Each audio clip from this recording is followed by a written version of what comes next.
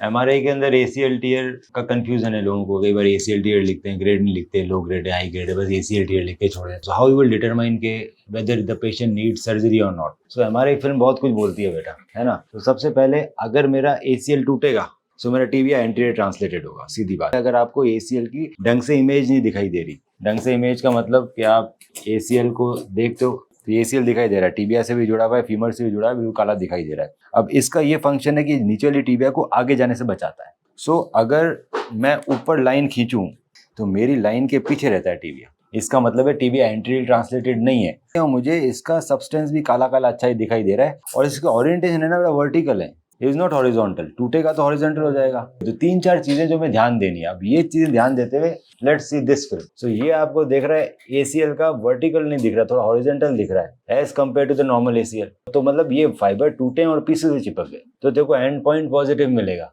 And point firm मिलेगा, firm. क्यों? क्योंकि इनका एसीएल तो टीयर है, पर ये पीछे पीसेस चिपके हुए।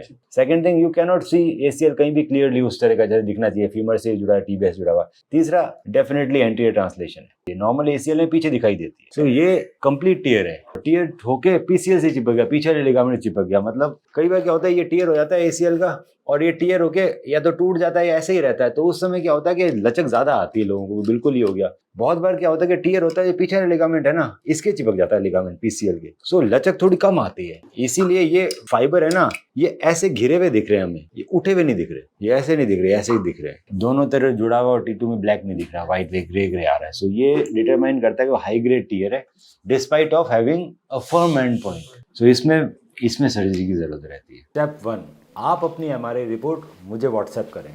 स्टेप 2, मैं आपकी एमआरआई रिपोर्ट को डिटेल में स्टडी करके बताऊंगा कि क्या हम आपको बिना सर्जरी के ठीक कर सकते हैं या फिर हमें सर्जरी करने की ज़रूरत है, एसीएल इंटरनल ब्रेस सर्जरी, और आपके नी में एसीएल के अलावा और क्या क्या समस्याएं हैं और उसे हम कैसे ठीक कर सकते हैं। स्टेप 3, जब आप मुझसे मिलने आएंगे तो मैं आपके नी का डिटेल्ड फिजिकल एग्जामिनेशन करूंगा, आपकी फिल्म्स को डिटेल में देखा जाएगा और उसको देखते हुए आपसे ट्रीटमेंट ऑप्शंस डिस्कस किए जाएंगे। आपके जितने भी सवाल हैं उन सभी का मैं जवाब दूंगा।